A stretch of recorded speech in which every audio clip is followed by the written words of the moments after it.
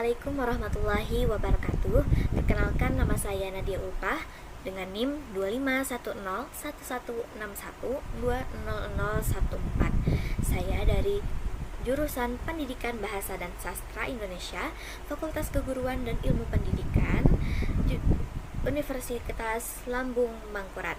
Jadi pada kesempatan kali ini kita akan membahas tentang dikotomi bahasa. Materi yang kita akan bahas yaitu tentang lang dan parol, kemudian ada kompetensi dan performansi, dan yang terakhir ada struktur luar dan struktur dalam. Yang pertama kita akan bahas yaitu tentang lang dan parol. Jadi dalam lang, bahasa itu disebut dengan sistem atau aturan yang berfungsi sebagai alat komunikasi antar masyarakat bahasa. Misalnya ada bahasa Inggris, ada bahasa Indonesia, kemudian ada bahasa Banjar, bahasa Jawa, bahasa Dayak, dan lain-lain. Sedangkan parol itu merupakan turunan atau realisasi dari lang tadi. Nah, jadi contohnya dalam bahasa Indonesia, kita mau bertanya, nama kamu siapa? Seperti itu. Sedangkan kalau dalam bahasa Banjar itu disebutnya ngaran ikam atau ngaran pian siapa? Seperti itu. Jadi secara mudahnya lang itu merupakan aturan bahasa, sedangkan parol itu praktik nyatanya. Seperti itu. Kemudian ada perbedaan antara lang dan parol. Yang pertama itu ada kepemilikan, atau bahasa itu milik, untuk lang itu bahasa itu milik masyarakat yang berada di suatu tempat tersebut. Sedangkan dalam parol itu tergantung dari orangnya atau individunya. Misalnya terlihat juga dari situasi dan kondisi pada saat itu. Kemudian sifat dari lang ini sifatnya pasif, mengikuti aturan ataupun sistem yang ada sesuai dengan peraturan tersebut. Sedangkan sifat dari parol sendiri itu sifatnya aktif, walaupun tetap mengikuti aturan yang sama, namun ada gaya tersendiri. Itu misalnya berbeda dari logatnya kah atau bagaimana, seperti itu. Kemudian sifat selanjutnya itu ada dari lang itu sifatnya abstrak. Misalnya itu dari sistem yang ada di kepala kita itu kan tidak terlihat, seperti itu. Sedangkan dalam parol itu sifatnya konkret, yaitu berupa ucapan nyata, baik berupa dari mulut ataupun lisan atau tulisan, seperti itu. Selanjutnya itu ada dari kompetensi dan reformansi.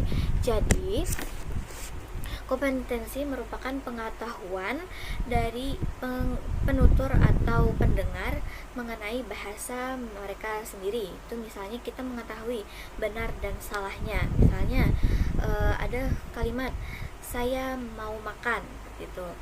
Itu kalau kita dengar dengan ada orang lain mengucapkan tapi dengan kalimat seperti ini, makan saya nasi. Nah, jadi dari itu setelah kita mendengar bahasa tadi atau kalimat tadi, itu kita yang diucapkan si A benar, sedangkan si B salah. Jadi kita mengetahui benar dan salahnya, seperti itu. Sedangkan dalam performansi itu bahasanya secara nyata, bisa berupa bicara ataupun menulis.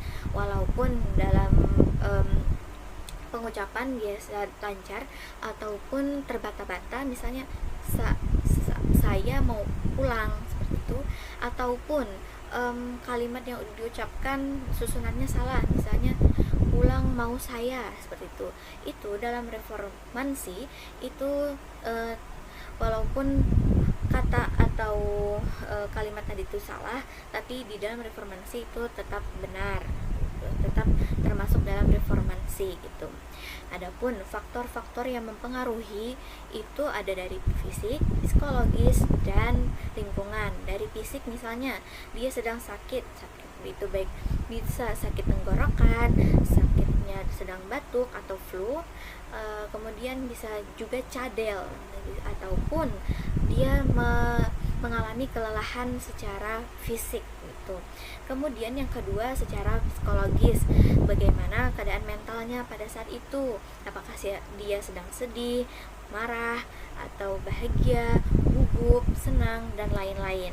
Kemudian lingkungan, faktor yang mempengaruhi yang ini, maksudnya lingkungan ini itu bisa berupa tempat tinggal, lingkungan pertemanan, ruang lingkup sosialnya, ataupun kondisi suasana pada saat itu. Misalnya pada saat acara pesta, misalnya bahasa yang dituturkan itu ceria atau bahagia, bersemangat, senang.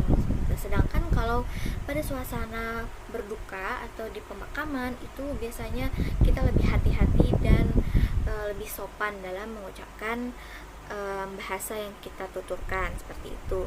Yang terakhir itu ada reforman dari struktur luar dan struktur dalam. Apa itu struktur luar dan struktur dalam? Jadi yang pertama yang kita akan bahas yaitu tentang struktur dalam atau deep struktur. Nah, dalam deep struktur ini seperti namanya, deep atau dalam berarti itu adalah struktur inti dari sebuah kalimat. Misalnya, struktur itu ada kita harus ada subjek, predikat, dan objek yang dilihat oleh subjek. Misalnya, saya membaca buku. Nah, jadi subjek pada kalimat ini adalah saya, predikat di sini adalah membaca, dan objek yang di sini adalah buku, seperti itu. Kemudian ada struktur luar atau status struktur itu walaupun kalimat itu digunakan dalam kalimat sehari-hari dengan mengubah kata kalimat atau dengan mengubah, menghapus, dan menambah elemen dalam kalimat itu menjadi kata yang berbeda atau kalimat yang baru lagi. Misalnya itu ada dari kalimat aktif, pasif, dan bentuk tanya. Jadi misalnya untuk kalimat aktifnya, misalnya anak itu menendang bola misalnya. Sedangkan dalam pasifnya bola itu ditendang oleh anak itu atau bola ditendang oleh anak itu. Kemudian dalam bentuk tanya, misalnya apakah anak itu menendang bola, seperti itu. Jadi mungkin ini saja yang dapat saya sampaikan. Mohon maaf atas segala kekurangan. Saya ucapkan terima kasih. Wassalamualaikum warahmatullahi wabarakatuh.